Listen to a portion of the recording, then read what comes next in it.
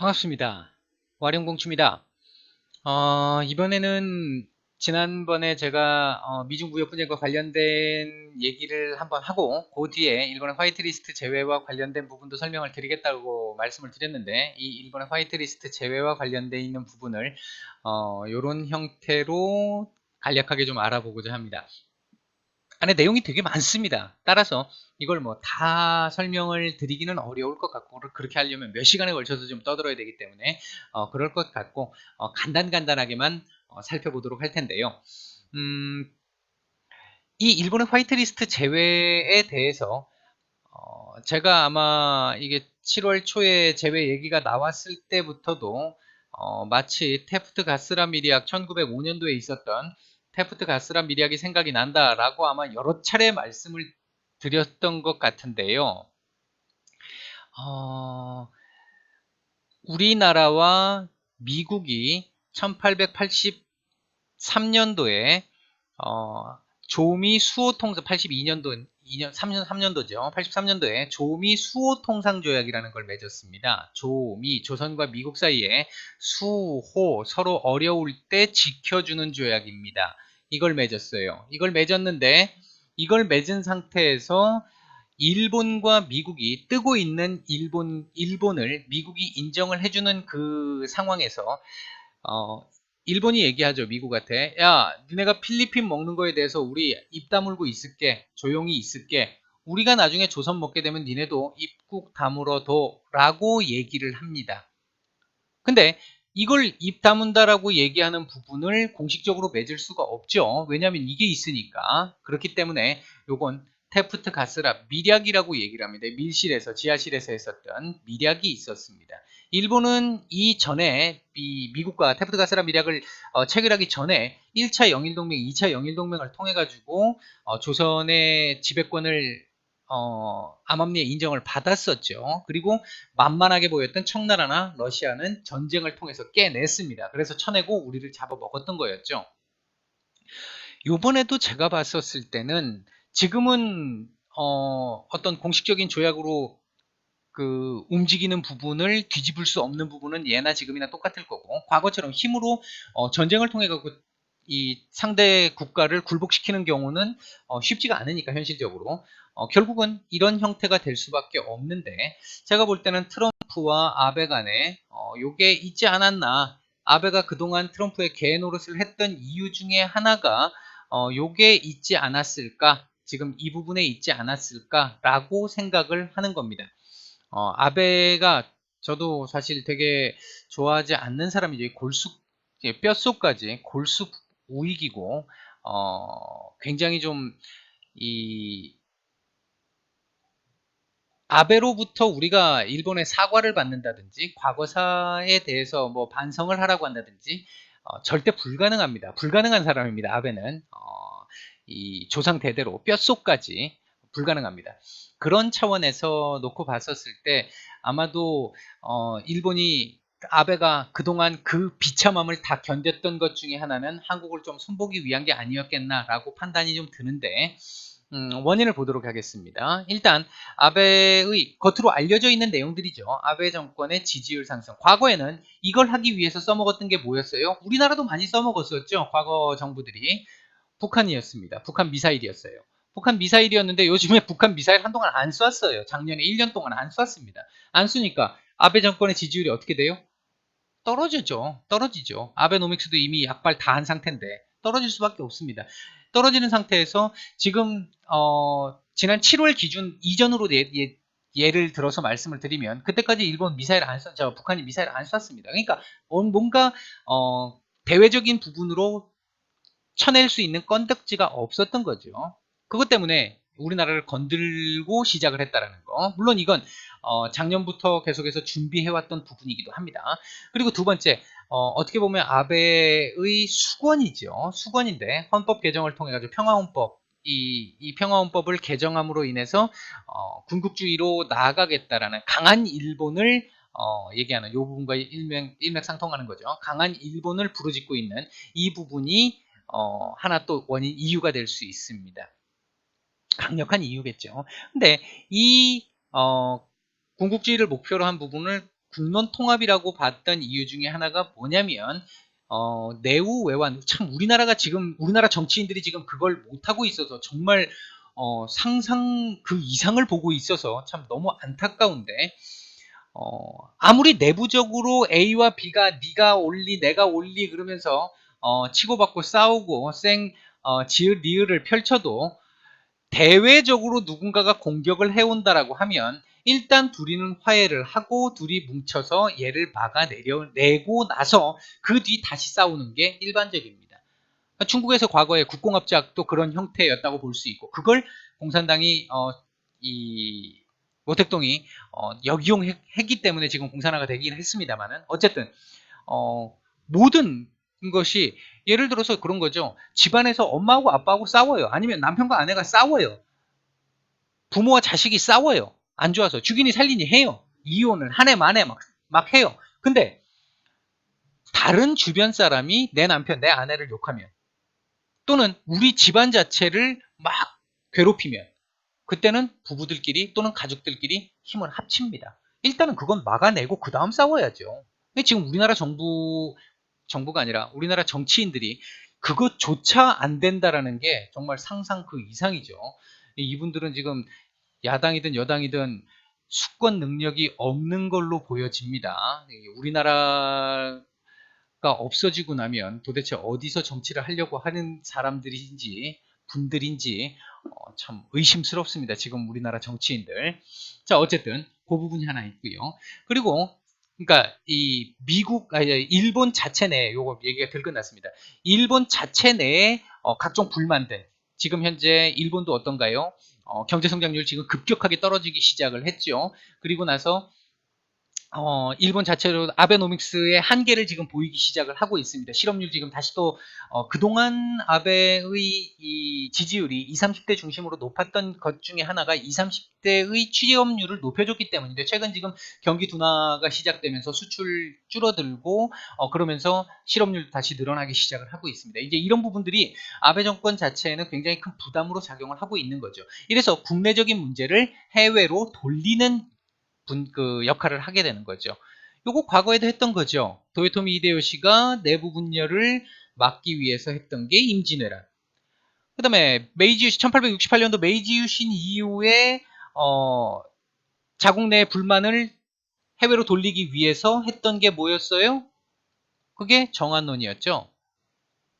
이때 정안론에서 바로 치자라고 했었을 때 쳤으면은 아마 어떻게 됐을지 모르겠습니다만 최악의 상황, 지금 우리 과거의 역사만큼의 최악의 상황은 아니었을 수 있을 것 같은데, 이때도 걸출한, 일본으로 봐서는 걸출한 스타인데 우리로 봐서는 정말 죽일 놈이었죠. 실제 안중근 의사가 이 사살을 했던 이토 히로부미, 이 젊은 이토가 지금은 아직 우리가 때가 아니야. 미국에 가서 공부 좀 하고 여기서 조금 힘 좀 키워서 그리고 다시 치자 했던 게 75년도에 운요 사건 일으키면서 76년도에 우리나라 개항시킨 거거든요. 그러니까 국내에 문제가 생길 때마다 일본은 그 문제를 해외 쪽으로 돌리면서 전쟁을 하든 이런 걸로 돌리면서 이때까지 해결을 해왔던 역사가 있습니다. 이번에도 똑같다라는 겁니다. 그 다음에 세 번째, 이 부분은 미국이 중국을 지금 견제하고 있는 것과 비슷한 맥락입니다. 현재 우리나라가 과거 한 20, 30년 전까지만 해도 한국의 경제력은 일본 경제력이 한 30년, 20년 이상 뒤져 그랬는데, 최근에 뭐 한 3년 정도밖에 차이가 안 나, 뭐 5년밖에 차이가 안 나, 뭐 이런 얘기들도 지금 있죠. 뭐 그냥 하는 얘기겠습니다만 그만큼 우리가 따라가는 속도가 빠르다라는 겁니다. 그러니까 일본은 정말 잃어버린 30년 뭐 그 시대 거의 성장을 못하는 가운데 우리나라는 외환위기 이후에 빠르게 좀 성장을 해왔었다라는 것 때문에 굉장한 위협을 느끼고 있었습니다. 따라서 이에 대한 기선제압을 하려는 어떤 성격이 있었다고 보여집니다. 그리고 또 한 가지 굉장히 중요한 문제 중에 하나인데, 북한과의 관계 개선 이후에 북한의 이 지불해야 할 보상금 또는 배상금, 이 문제가 굉장히 크게 남아있죠. 계속해서 아베가 김정은한테 야 정상회담 하자라고 했는데 김정은이가 계속 소위 깠죠. 계속 깠다 보니까 아직은 이루어지고 있지 않습니다만 결국 나중에 비핵화가 만약에 진짜 진행이 된다라고 한다면 결국 북한과 일본, 어차피 일본이 북한에 또 개발하는데 도움을 줘야 될 수밖에 없으니까 그렇게 놓고 본다고 한다면 일본 입장에서는 북한을 놓칠 수 없는 상태죠. 근데 여기에서 이미 한번 당시 1965년도 당시에 일본 입장에서는 지불을 했다라고 하는 그 부분에 대해서 한국이 계속해서 그 문제를 질질 끌면서 안 끝났으니까 계속해서 사죄해라, 돈 얼마 물어내라 이렇게 계속 지금 얘기를 하고 있다 보니까 이 문제를 만약에 인정해주게 되면 우리나라 이번에 이 대법원 판결을 인정을 해주게 되면 이후 북한과 관계를 맺을 때는 더 큰 이 경제적인 배상이나 보상을 해야 한다라는 게 일본으로서는 굉장히 큰 부담입니다. 1965년도 때야 일본 경제가 굉장히 좋을 때니까 굉장히 큰 3천억 달러 우리나라한테 주었던 거죠. 그 부분이 굉장히 큰 부담이 됐지만 그럼에도 불구하고 금방 회복이 가능했습니다. 하지만 지금은 그게 안 되죠. 그러니까 그런 차원에서 놓고 봤을 때 이거 해결 안 되면 우리나라 문제에서 양보를 하게 되면 북한과의 관계에서도 감당을 할 수 없다라고 보는 겁니다. 자, 현재 상황을 한번 보게 되면 징병, 징용 문제, 위안부 문제 이런 것들의 정치적, 사회적 문제를 일본이 경제적인 문제로 전이를 시킨 상태입니다. 우리가 이게 참 대응을 정말 우리 정부가 좀 바보같이 했다라고 생각이 드는데 정치, 사회적 문제를 경제 문제로 전이를 시켰어요. 그러면 이 부분을 계속해서 부각을 국제 여론에 부각을 시켜야 하는데 이 부분을 계속해서 그냥 국내 여론에만 자꾸 부각을 시켜주고 있지 국제 여론으로는 부각이 제대로 안 되는 것 같아요. 일본은 지금 요번에 아베 오늘도 그랬었죠. G7 가가지고 지소미아 문제하고 이 화이트리스트 문제는 내용이 완전히 다른 거야. 한국이 지금 그걸 보복하고 있는 거야. 이렇게 지금 대놓고 여론전을 해요. 근데 우리는 지금 이 완전히 다른 문제를 가지고 명확하게 이렇다라는 얘기를 못하고 있습니다. 지금 제대로. 어쨌든 뭐 그 부분이 하나 있고요. 그 다음에 지금 현재의 상태가 한국의 지소미아 종료로 인해서 일본은 상당한 타격을 입은 상태입니다. 왜 일본이 이 부분에 대해서 타격을 입었다라고 얘기를 하느냐? 아베의 가장 큰 목표 중에 하나가 아까도 얘기했지만 전쟁 가능한 국가라는 것, 군국주의죠. 근데 그걸 하기 위해서는 어떤 명분이 있어야 돼요. 군대를 보유하고 뭐 군대를 어디에 훈련을 시키고 참가를 시키고 전쟁에 어디에 투입을 하고 이런 명분이 필요합니다. 그 명분의 가장 좋은 것 중에 하나는 지소미아로 한미일 공조겠죠. 군사 공조겠죠. 이렇게 됐을 때 북한이 됐든 중국이 됐든 러시아가 됐든 얘네들 쪽에서 무슨 문제가 생겼을 때 일본은 뭐 딴 나라 다 치우고 일본은 자위대를 정식 군대로 만들어서 바로 전장에 투입시킬 수가 있습니다. 작년 재작년 계속 이 지소미아 체결 직후에 계속 나왔던 얘기가 뭐였어요? 한반도 유사시 일본의 자위대가 한반도 들어온다 뭐 이 얘기였지 않습니까? 그 명분이 이거였거든요. 이제 그 부분이 안 될 수 있기 때문에 일본 입장에서는 지금 이 부분에 이 지소미아 종료를 굉장히 크게 받아들이고 있는 충격적으로 받아들이고 있는 그런 원인 중에 하나가 되고 있습니다. 그다음에 이 부분을 이제 일본이 이 부분을 정당화시키기 위해서 미국 설득을 정말 잘하고 있죠. 어제 미국과 더 긴밀한 관계를 위해서 아베가 통 크게 또 개짓을 좀 했죠.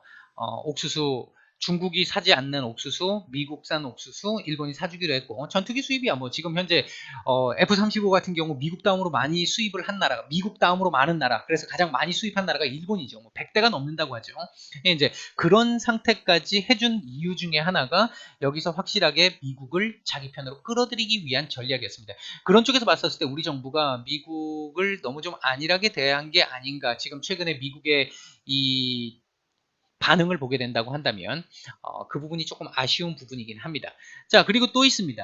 이와 함께 인도 태평양 연합 또는 미국으로부터 한국을 떼어놓으려는 전략 이 부분이 있는데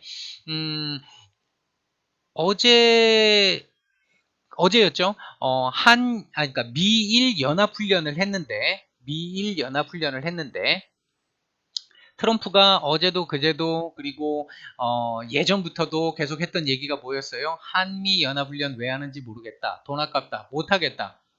이거 계속 지금 얘기를 했습니다.